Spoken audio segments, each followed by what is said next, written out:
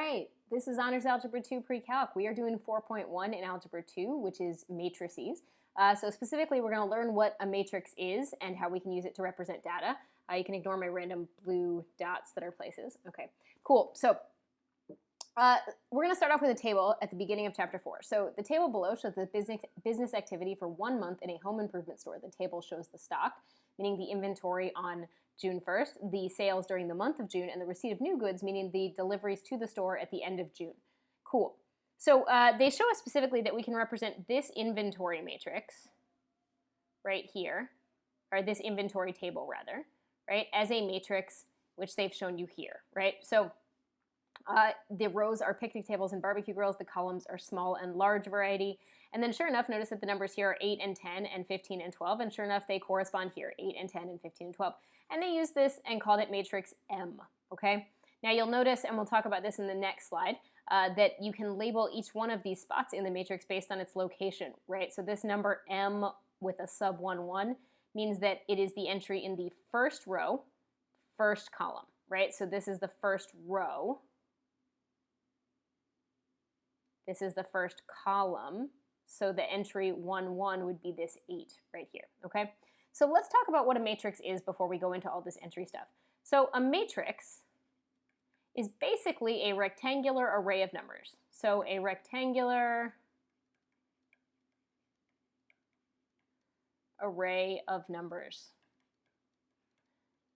That's it, right? And we could say numbers or values because sometimes it will be a letter. As we move forward, you'll see a variable occasionally.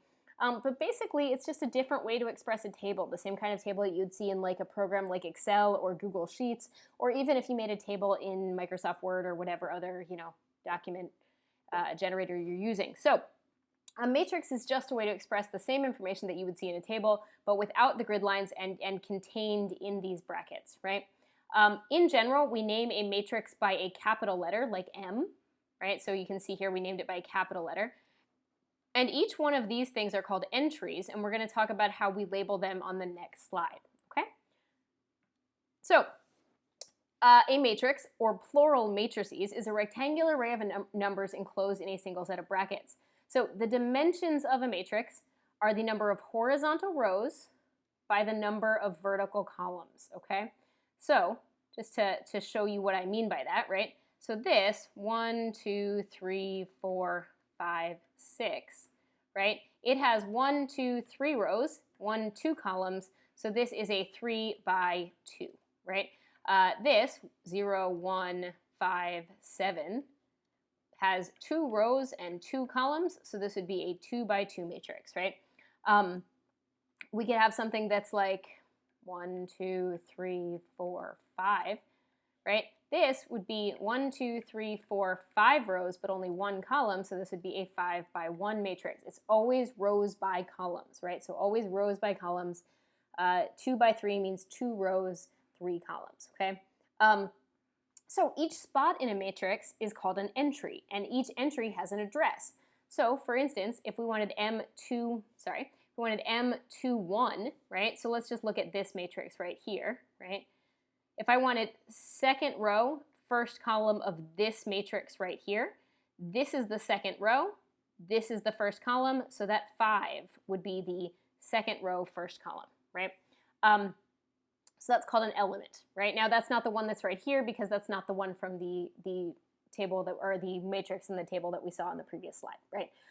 So that was a 15. If we go back a slide for a sec, you can see that sure enough, M21 is a 15, right? So M21, which is right here, is a 15, and it represents the small barbecue grills. And you can see that right here. The 15 represents the small barbecue grills in the inventory. So one little caveat here that your book doesn't address, but it's worth mentioning.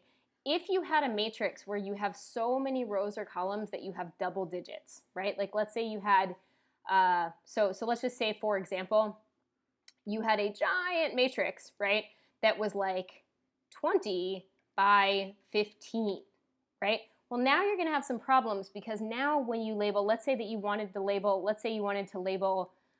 the last entry, right? The very last entry in the entire thing would be, let's just call this matrix n for argument's sake, right? It would be lowercase n, But then because 20 and 15 are both double digits, you're actually going to see it with a comma. So the other way to write this is M2, 1. Except in general, you don't see this if you don't have any two-digit entries. So the comma is usually reserved, right? So it's usually used for if you have two-digit rows or columns, right?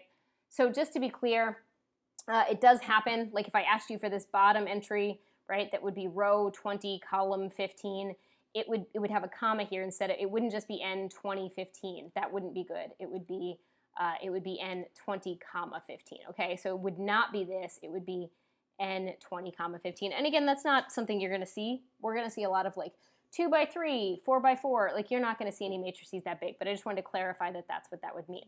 So one note about the word matrices. The plural of matrix is matrices. It comes from the Greek, right? So words that end in X are usually Greek.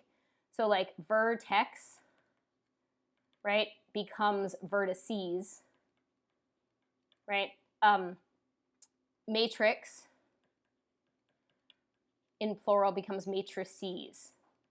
So please don't say matrices. It makes you sound bad. So again, this is Greek in origin. When you see words that end in X like that, they are generally Greek.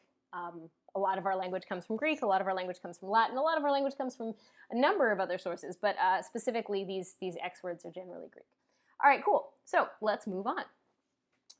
All right, so in example 1, we have this same grid that we were given. We're asked to represent the June sales as a matrix S, right? So the sales would be this one right here. Sorry. Come on, silly eraser. And, okay, sorry. There's our sales, right?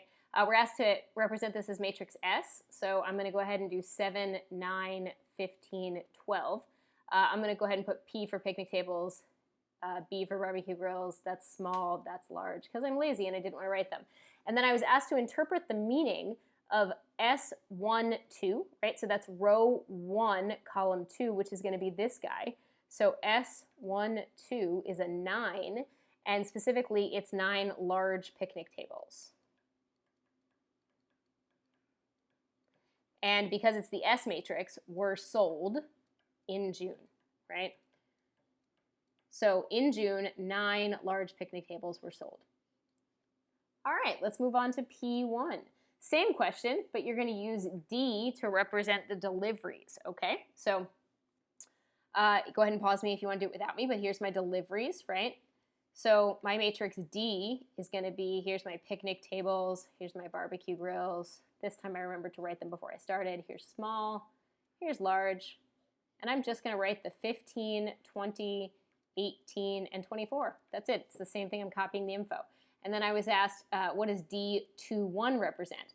Well, that would be second row, first column. So at the end of June, 18 small barbecue grills were delivered.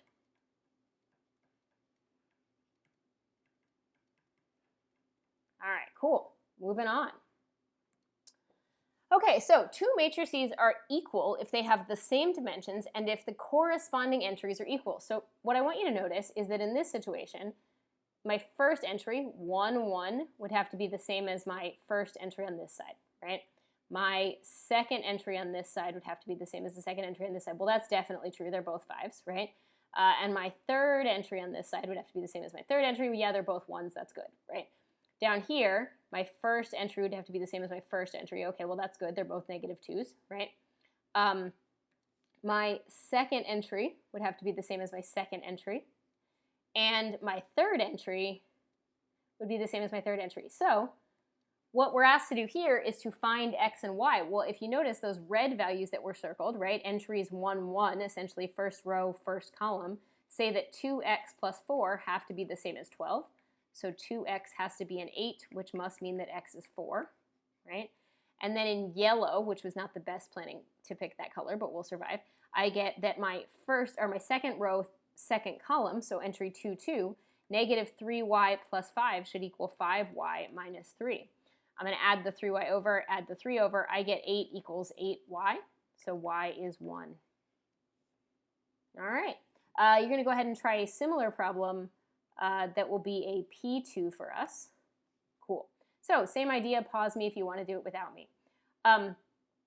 So here I only have 2 rows and 2 columns. You can see that the -3 is the same as the -3 and the -2 is the same as the -2. So really I just need to find when this is true. So -2x minus 3 is a -15. And when this is true, which would be 3y minus 12 equals -2y. It's a negative, my bad, plus 13, right? So I'll go ahead and do the purple one first since I already have that color. I'll add the 2y over, so I get a 5y equals, when I add the 12, I get a 12 plus 13, which is a 25. So I get y is 5. Over here, I'm going to add the 3 over, so I get -2x equals -12, and I'm going to get that x is a 6. Cool. All right. So to find the sum or difference of 2 matrices with the same dimensions, you find the sum or differences of the corresponding entries. If 2 matrices have different dimensions, you cannot add or subtract them since the entries would not correspond, so you would have to write not possible dimension mismatch. So for instance, here we have a 2 by 3 matrix, right? 2 by 3, and we have a 3 by 2 matrix. I can't add them, right? The answer is that it's not possible.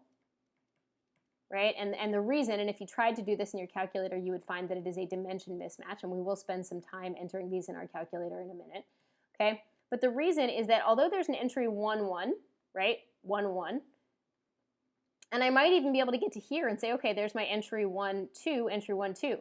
But then I get to here, and suddenly I'm like, oh, there's no entry to go with this guy. I cannot possibly combine them. Now, I don't think you're actually going to get that far, because I think you're going to look at them and realize that they don't match, but that's the idea. Okay, so let's walk through an example.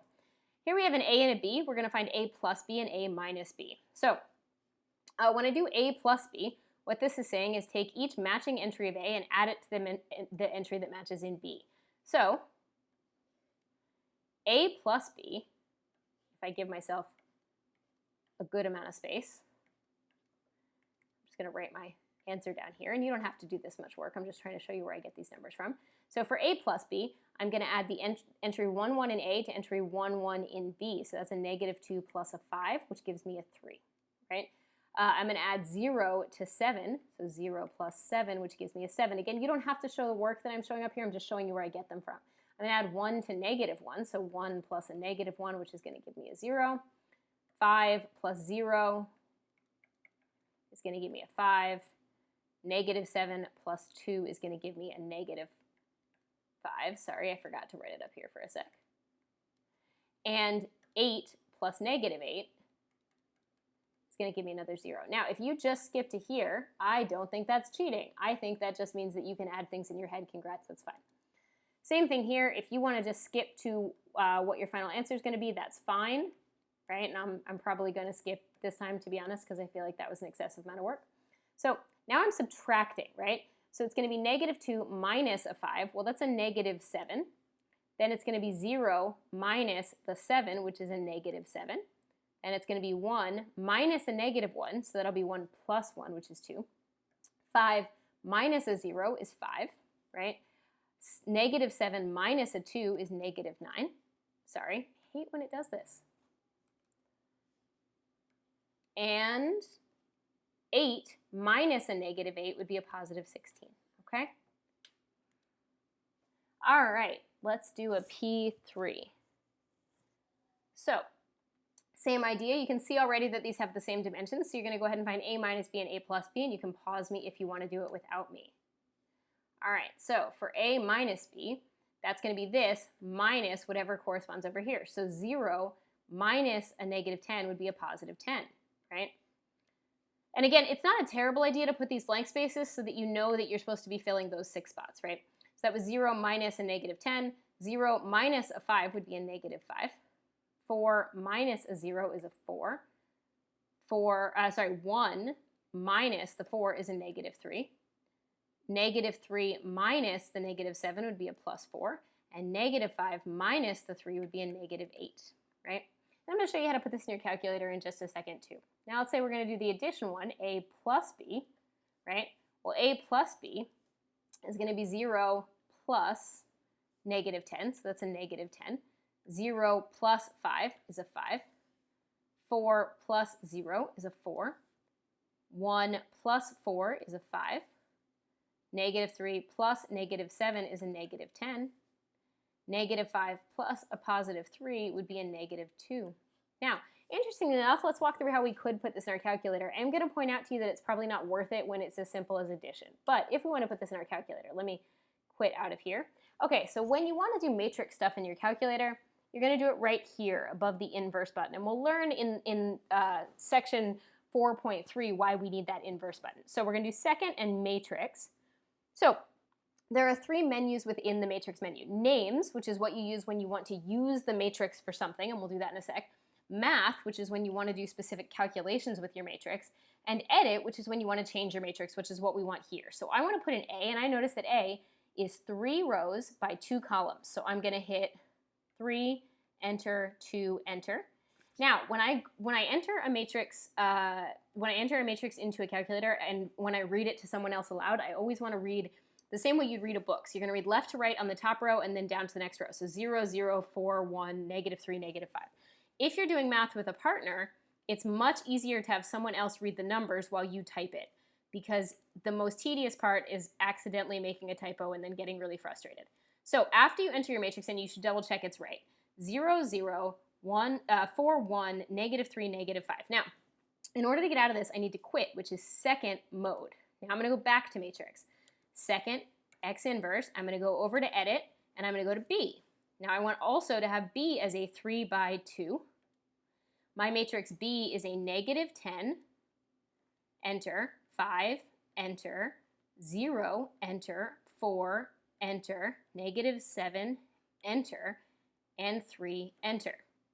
And then I quit out. Now what I want to do is A plus B and A minus B. So I'm going to go back to matrix, second matrix, I'm going to pick A minus, just like I would write normally, second matrix, and then I pick 2, which is B. And I hit enter, and I get 10, negative 5, 4, negative 3, 4, negative 8, which is exactly what I got doing it by hand. If I want to go back and do A plus B, I shouldn't retype the whole thing. I should do second, enter, which will pull this up, and then just change the minus sign to a plus, which will be a lot faster. And sure enough, there's my answer. That's the same answer we got. What I will say is that it is not worth typing these in your calculator just to do simple addition. It's way faster to just add them. I don't expect to see any work on a problem like this. If you jump from right here to here, I don't think it's cheating. If you need this extra step, that's great, but if you don't, also totally fine. All right, so let's talk about E4. So in E4, we already know that we were told to call this matrix M, this matrix S, and this matrix D. So what they're asking us to do is do M minus S, 15 and 12, my bad, plus D. So what's going to happen is I'm basically going to end up with this first spot being 8 minus 7 plus 15. So this first spot is going to end up being a 16, right? The second spot is going to be a 10 minus 9 plus 20, which should be a 21. The next spot should be a 15 minus 15 plus an 18. Well, that's an 18. And the last spot should be a 12 minus a 12 plus a 24, which is a 24. So I still have picnic tables. I still have barbecue grills. I still have size small and size large. So that's what we're asked to find, which we did, and then we're asked to interpret the final matrix. Well, if this is how much I had at the start of June, and this is how much I lost, I got rid of, right? And this is how much I gained, then what this information gives me, this is the inventory at the start of July. This is the inventory on July 1st, right? And then the whole thing starts all over again, right? Because this was how much was in the store. I sold a bunch. I got more deliveries to come in and restock, and now this is what I have to play with at the start of July. Okay, so that's the idea, okay? And if you wanted to write out that means there are 16 small picnic tables, blah, blah, you can, but I'm just not about to do that. All right, cool. So let's move on. All right, let's talk about P4. So same idea, just without the interpretation. Take a second and go ahead and try and add these guys together, okay? So I'm going to go ahead and, again, however much work you need is fine. If you're somebody who needs a lot of work, that's fine. I see that it's 3 plus the negative 4 minus a 0. So that's a negative 1 minus 0, which is negative 1, right? And again, if it's easier for you to have a couple, like to have those spaces, oh, sorry, it's just the 2. My bad. Come on, brain. If it's easier for you to have those spaces ready, that's great. And if it's not, then that's also fine. For the next space, right, it's going to be 6 plus 5, so that's 11, minus 2, that's a 9, right? The next space is going to be negative 3 plus negative 7, that's a negative 10, minus a negative 10 would be plus 10, so that's 0. And then the very last one is going to be negative 6 plus an 8, so that's a positive 2, minus an 11, which would be a negative 9. And that's my answer, okay? All right. So let's talk a little bit about what scalar multiplication is, right? And then after we get through this, we'll do a couple more quick examples, and then we'll call it on this video. So to multiply a matrix A by a real number k, you write a matrix whose entries are k times each of the entries. This is called scalar multiplication. If you multiply specifically by negative 1, you end up getting what's called the additive inverse, which means that if you add this and this together, you would get 0, right? So just to be clear, if we come up here for a sec, and if you add A and negative A together, you're going to end up with a bunch of zeros. And it makes a lot of sense because if you look at these numbers, right, if you look at these numbers, you have a 3 and a negative 3. You have a negative 4 and a 4, right? 0 and 0, 2 and negative 2, and so on, right? Scalar multiplication, meaning number times a matrix, is very different from matrix multiplication, which means matrix times matrix. We're going to cover that in section 4.2. So let's go ahead and do some quick scalar multiplication. All right, so we're going to let A equal this, right? So this lovely 3 by 3 matrix, and we're going to find negative 2A. So negative 2A is just going to be negative 2 times all of those entries. Again, it's not a bad thing to lay out those 9 entries ahead of time so that you don't accidentally miss one or get confused about where you are. So negative 2 times 3 is a negative 6. Negative 2 times 2 is a negative 4. Negative 2 times 0 is a 0. Negative 2 times negative 1 is a 2. Negative 2 times negative 3 is a 6. Negative 2 times 6 is a negative 12. Negative 2 times 2 is a negative 4. Negative 2 times 0 is a 0. And then negative 2 times negative 10 is a 20. Now again, you can put this in your calculator. So let's say that you chose to do this in your calculator. You go back to second matrix, so second x inverse. You're going to go over to edit, and you want to turn A into a 3 by 3 now, right?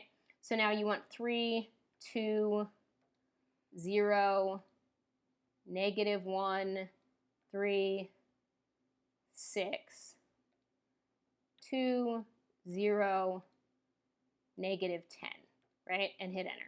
You're going to quit out of that, and now you're going to do a negative 2, and then go to matrix, so second matrix, and pick A to use, and hit enter, and there's your answer, right? Again, I'm going to argue that's just really not worth your time. Oh, wait, I made a mistake, because you'll notice that there's a negative 6 here in this middle, and it's not supposed to be a negative 6. I can see it's supposed to be a 6, so I'm going to go back to my matrix. I made a really classic mistake here. You got to double check that everything's right before you use it. So I should have double checked it. I didn't, and this 3 in the middle was wrong. So 3, 2, 0, negative 1, negative 3, right? And that's going to happen a lot. So you should double check things before you do stuff. 6, yep, and everything else is right. So now when I quit out, I'm just going to go ahead and hit second enter and do it again. And there's my 6. So just a thing to be mindful of. The biggest mistake when you're using matrices in your calculator is usually exactly what just happened to me. You accidentally make a typo, you don't look up, you don't realize you missed a negative, or put a 4 when you meant a 5 or something like that. So just be careful.